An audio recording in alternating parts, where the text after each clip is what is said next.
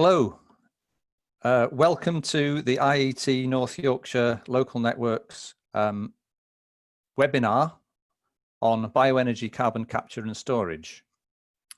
This is the third summer webinar that that IET North Yorkshire Local Network has run, and is a part of a series of 1 hour webinars which the Yorkshire regional local networks, including North Yorkshire, South Yorkshire, West Yorkshire and Humber side, have arranged for this summer. During this period that we're not able to do live events in person, webinars is now the way we're going to do things in future. So this evening we're going to get a presentation from Dr. Ben Dooley. Ben is currently project engineer for Bioenergy, Carbon Capture and Storage, BECCS, at Drax Power Station, part of the innovation team there, where he's been working for the past 2 years. Prior to that, Ben was a researcher in the field of bioenergy, biomass combustion, and carbon capture and storage at the University of Leeds. And he's certainly very well qualified to give us an overview of BECCS and indeed some very specialist insights into the technology and the way that BECCS works and hopefully will work in future. So I'm going to put Ben online in a second, but before I do that, just mention that there is a chat function on Zoom, and if any of you wish to ask a question during or think of a question during the course of the presentation, please type that into the chat, and I will make a note of it, and then when Ben has finished the presentation, if we've got time, then we'll be able to ask or put those questions to Ben and stimulate some discussion. Alternatively, if you wait till the end of the presentation, there is a function at the bottom of your screen. You should find a function for Q&A. You can alert me at the end of the presentation to ask a question, and then I will get you to, I will unmute your microphone and you'll be able to ask Ben directly. But we'll move on to that after the presentation. So without further ado, I will now present Ben Dooley and the presentation on bioenergy, carbon capture and storage. Hi everybody, thanks for joining us today. As Patrick said, I work at Drax in the innovation team. I'm going to give a little bit of an overview to Drax as a company, a little bit about climate change, emissions reductions targets, how negative emissions fit into that and CCS, and then talk a little bit about CCS and BECCS in general, and then what we're going to be doing at Drax and in the wider Humber area.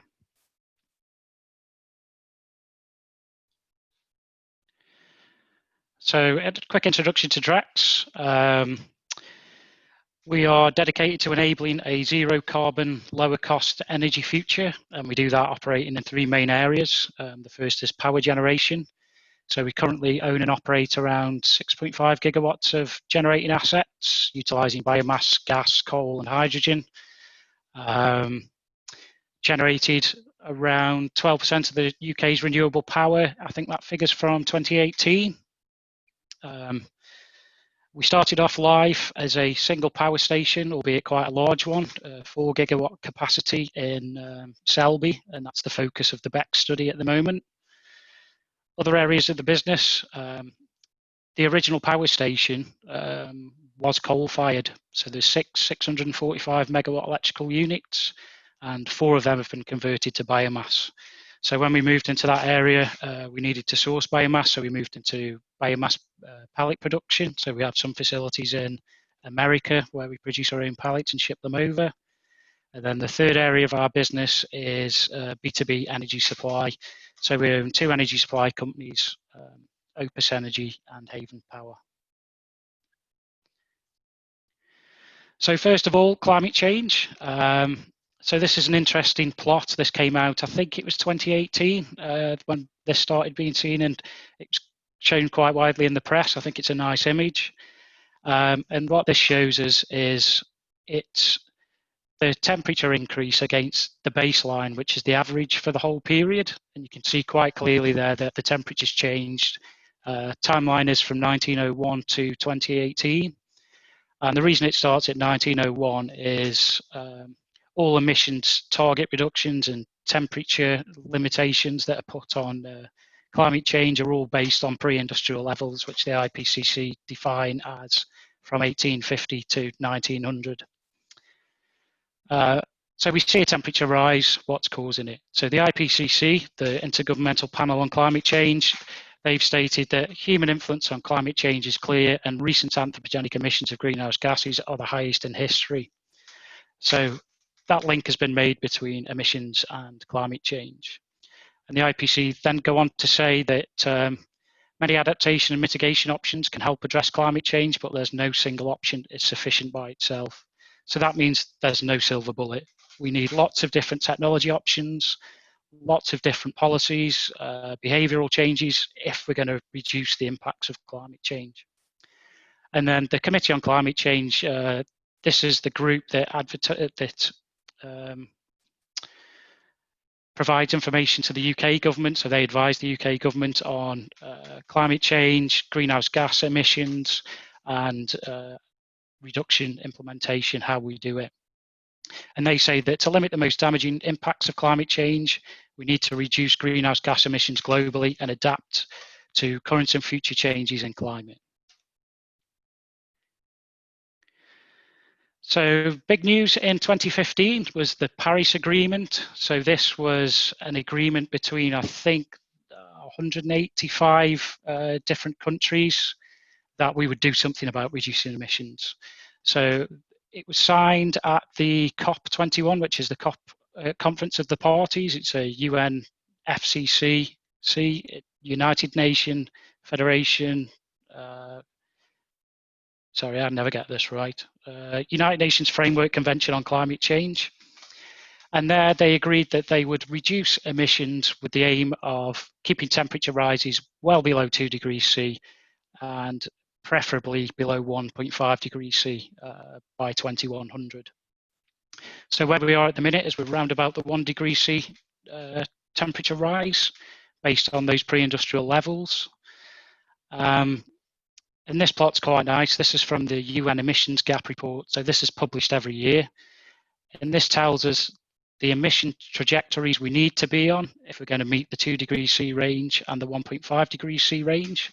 So these are based on lots of different models. If you download the report, it gives you links to all of these different models. And then it tells us the scenarios that we agreed under the Paris Agreement, how far away we are from those temperature limits. So current policy, albeit this is the 2019 edition, so some of this has changed. Current policy limits, you can see, well exceed the 2 degrees C temperature range. And then the unconditional and conditional scenarios, these are scenarios that were submitted by the signatories of the Paris Agreement. Unconditional is what countries can do themselves, typically poor countries, and then conditional are if these poorer countries can get the support of the richer countries. But you can see, you know, if we're going to limit climate change to 2 degrees C by 2030, there is a huge emissions gap from where we currently expect to be to where we need to be. And then again, even at 1.5 degrees C range, we are 32 gigatons of CO2, too much on current trajectories. If we're just focusing on the bottom, it gives you a bit more of a longer term trajectory to where we need to be. And if you look at 2050 and the 1.5 degrees C range, you know, we've nearly eradicated all CO2 equivalent emissions. And this is where the UK government's net zero by 2050 target came out of, that Theresa May announced just before she left office. So you can see that the UK government targets are to be in the 1.5 degrees C range. That's what we're aiming for. So historically in the UK, we've done quite a good job of reducing emissions. It's not perfect. In 1990, which was the baseline for our previous emissions reduction target, so we did have a target of an 80% reduction relative to 1990 in 2050. That's been changed. We're expecting some documents out from the Committee on Climate Change from the UK, who set the UK's targets next year. They'll show us how we can get to net zero by 2050. There's been a 43% reduction since 1990, and most of that, as you can see here, has come in the power sector. So this is increase of renewables, typically wind and solar, use of biomass, industry, energy efficiency, but you can see that some have not changed. So surface transport, that's not changed, but we can see that will reduce with the increased use of electrification and potentially better public transport. But the main ones that haven't changed are agriculture. So this is predominantly associated with livestock and with fertilizer production, and aviation has actually increased. So if you forward this to 2050, all of these should by rights be zero, but we're not going to be able to decarbonize the agriculture and the aviation industry. So we can do a lot with power production, more solar, more batteries, more wind, but how do we get rid of those other emissions? And the answer is with potential negative emission technologies such as BECCS. So carbon capture and storage, just a quick introduction, it's quite simple. We capture the CO2 at source, whether it's a fossil fuel or biomass. We can capture either pre-combustion or post-combustion. I'll go into that later. We can utilize it. So that's not on this image, but there are options to utilize that captured CO2. Or we can pressurize it to typically dense phase CO2, which is over 60, 70 bar, but realistically in pipelines for transportation, it'd be a lot higher than that. And then it can be pumped out into storage wells. In the UK, we're quite lucky. We've got North Sea. So we've got storage sites there. But today I'm just going to be focusing mainly on the capture plant. So there's three main types of CCS technologies. This is whether it's a fossil fuel or a biomass. The first is pre-combustion. So here you process your fuel into a syngas, and then you can remove the CO2 from the syngas and produce a hydrogen, which can then be used for energy production. Post-combustion, which we're focusing on at Drax, that's where we remove the CO2 from the flue gas. So here you'll have a typical CO2 concentration in your flue gas of anywhere between 4–6% up to 12–13%. And then the final technology is oxy-fuel combustion. So in oxy-fuel combustion, the idea is that you can remove the nitrogen out of the flue gas by just burning in oxygen and a CO2 recycle stream. And that gives you a much purer CO2 stream that doesn't need processing, which we do in the post-combustion case. And it needs less processing than in the post-combustion case. So the technologies that are used in pre-combustion and post-combustion for removing the CO2 are similar. Typically, it's the use of solvents. Amines have been around for a long time, used in the chemical and oil gas industry. There are other solvents available, but now CCS is getting a lot more traction. People are looking at membranes, looking at metal organic frameworks to capture CO2. So it's quite an exciting time to see how we can separate that and use it. So the difference between BECCS and fossil fuel CCS in terms of net carbon balance. So in a fossil fuel system, we are extracting fossil fuels, processing them, and then those emissions are typically released, giving a positive net balance. If we attach CCS to fossil fuel processing, then we can capture the majority of that carbon and either utilize it or bury it, but there is still a small positive balance. Renewable energy, so solar, wind, there is a small, slightly positive carbon balance due to processing of the materials, but solar and wind are carbon neutral when generating.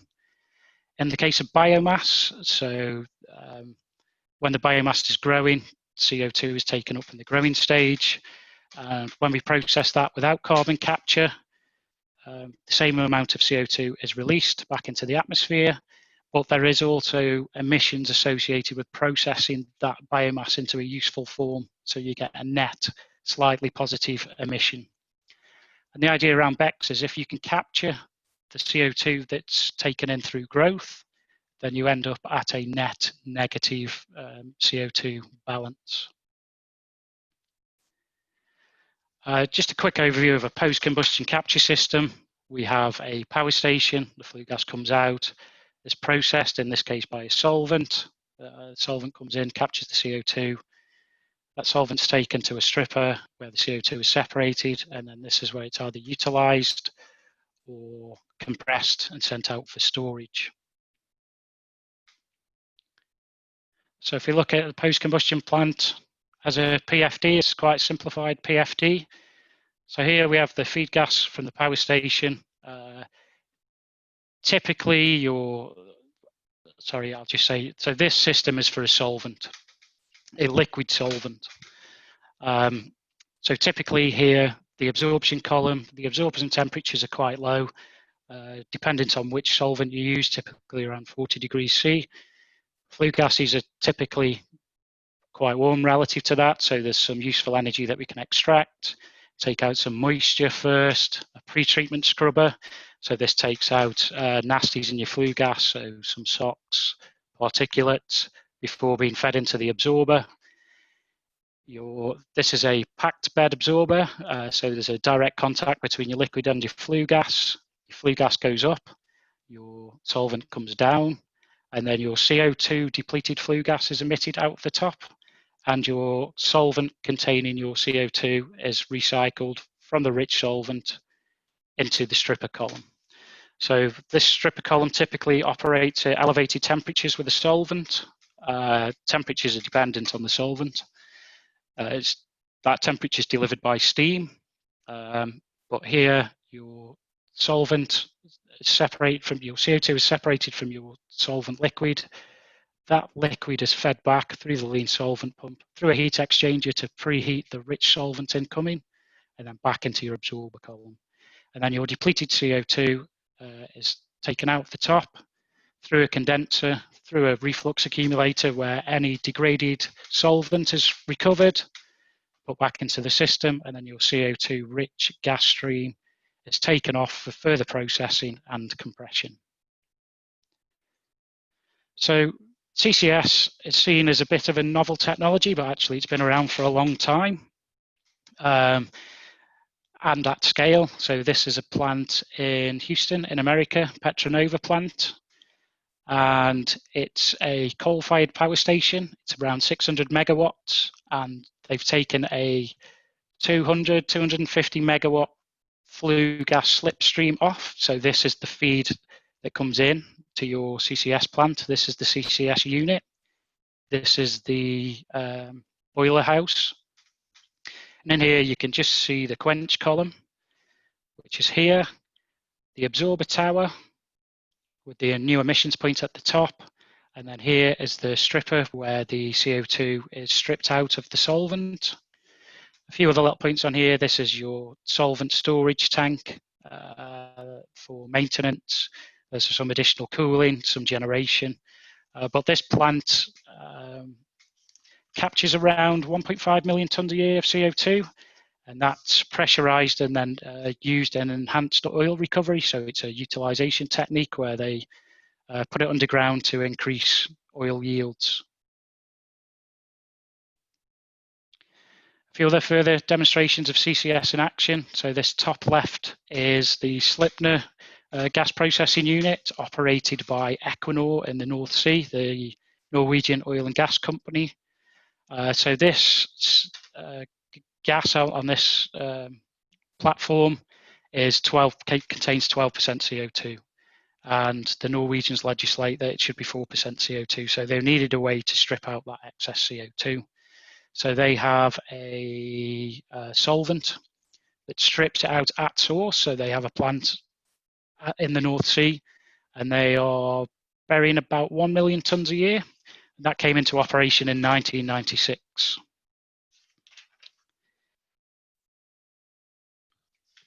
The next plant is the Quest facility in Canada. So this is in the Canada oil sands. It's been in operation since 2015, 2016.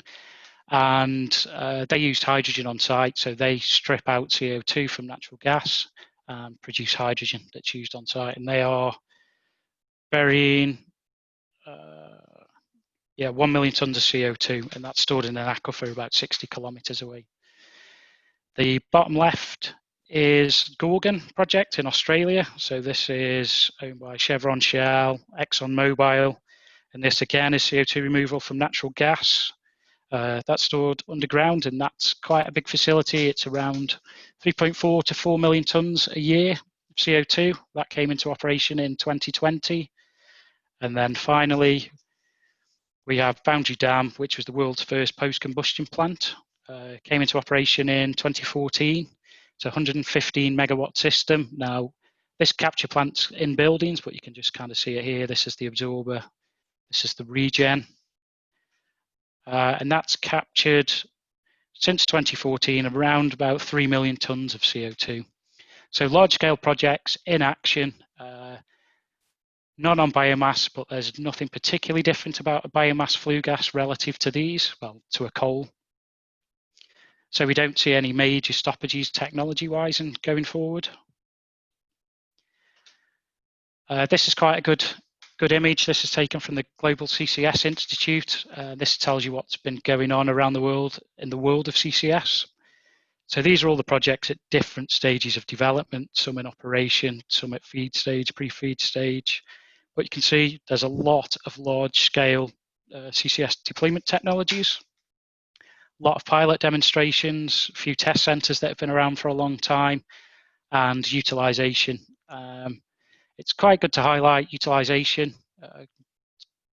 North America are quite interested in that.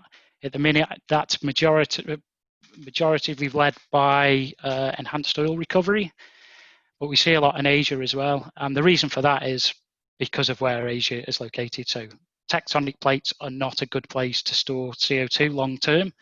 So in Asia, they're looking at large scale utilisation of CO2. And then there's some other initiatives as well. But if you go onto the Global CCS website, you can get access to this and you can delve into each of the projects individually. It's good. You can find out a lot more about what's going on and where. So at Drax, how did we get to where we are and the ability to deploy BECCS? So it started a long time ago. In 2003, the first biomass trial started at the Selby power station. So that's the one I showed you in the first slide. It was 6 units, 645 megawatts that were converted to biomass. So 2003, initial trials started. Alongside that, in 2008, we launched the sustainability program. So if we're going to use biomass, it has to be sustainable. There's lots of regulations around that are EU regulations in the Renewable Energy Directive and UK, and we've got quite a strict sustainability program ourselves, which is externally audited. 2010, we started co-firing at large scales. 2012, we made the investment decision on the conversion of the first 3 units. And then at the end, in 2013, the first unit was converted to biomass. And alongside that, we had to deliver the biomass supply chain. So we have port facilities, but we did develop new trains as well that you can see. And you can actually buy small Hornby models of the Drax trains as well. 2014, second biomass unit converted. So we've got 645 megawatt units, now on 100% biomass. Then in 2015 was Drax's first delve into CCS. So this was the White Rose project. It was a coal-fired oxy-fuel plant. And the project was cancelled because the government withdrew funding. So there was a £1 billion funding pot for that. And the government withdrew it during FEED. And that was just as I was about 2 years into my PhD working on CCS. So I had to have a bit of a rethink then. 2016, third biomass unit was converted, so that was the first half of the power station. And in 2018, the fourth biomass unit. So without any of this, we would not be in a position to look at BECCS at Drax. So we wouldn't be able to achieve negative emissions. At the start of 2018, our innovation team was introduced to Drax, and they started looking at CCS again, alongside a lot of other different technologies that we could use at the power station across our different units. And towards the end of 2018, we had a CCS pilot on site with a small company, it's a spin-out company from Leeds University. So their pilot plant is still at our site. In 2019, our CCS thinking had gone further along with other companies, and we signed a memorandum of understanding with Equinor and National Grid Ventures to see how we could decarbonise the Humber area. In 2019, in December 2019, our CEO announced that Drax aimed to be negative emissions by 2030 through the deployment of BECCS. And then at the end of 2019, start of 2020, we announced partnerships with two utilisation companies. The first, Econic, who make plastics, and the second, Deep Branch Biotechnology, who make single-cell proteins from captured CO2 for animal feed production. And we've just recently announced a second capture pilot with Mitsubishi Heavy Industries. So all of these pilot plants are operating within our incubation area that we have on site. So we're always open to hear from any more companies outside. We also have a CO2 compression facility there. So lots of these pilot facilities, particularly in the utilisation case, are small startups, can't afford pilot plants, so we can send CO2 out to potential customers to see how it works within their systems. So all of this has got us to where we are now. And then going forward, this is just highlighting our negative emissions ambitions by 2030. Quite interestingly, as soon as our CEO came out and said this, there was a few other companies that came out. Probably the most notable was Microsoft that made their announcement about a week after us. But how do we get to negative emissions as a group by 2030? So this is the zero carbon Humber timeline. So this is Drax Group, Equinor and National Grid Ventures. So one of the partners is looking at making a hydrogen demonstrator. So that's a pre-combustion process, hopefully operating by 2025.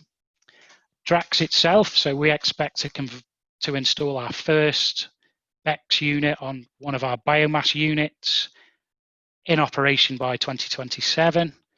The second unit is going to be operational by 2030, with the remaining two biomass units operational by 2035. Now, each of these units has got the ability to deliver around 4 million tonnes of negative emissions to the UK. So by 2035, we have the potential to deliver 16 million tonnes of negative emissions at Drax itself at the one power station in Selby. And then post 2028 to 2040, we see the wider scale deployment of hydrogen within the Humber region, helping to decarbonise other areas there. A bit more of a focus on the zero carbon Humber. So this is what it looks like. These are all the different companies that are operating in the area. And the Humber region is one of the most carbon heavy areas of the UK, and that's due to the amount of industry that's in that area. So at the minute, there's around 18 million tonnes of carbon dioxide every year. That's excluding Drax, because at the point of emission for biomass, it's classed as carbon neutral because of the carbon cycle. But all of these industries are looking to decarbonise. So how can we do that as a group? These orange lines you'll see are potential pipe routes for CO2 pipeline. So as part of the project, we're trying to pick up as much of these industries as possible so that everyone has access to this CO2 pipeline. It's a bit like the gas national grid. Everybody should have access to it. So as part of the development of our projects on site, We need to have the pipeline infrastructure in place by 2027, and we need to have the offshore storage in place by 2027.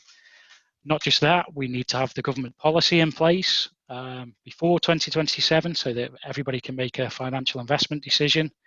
We need to make sure that environmental permitting is in place as well. So there's quite a lot of challenges, but we think it's possible.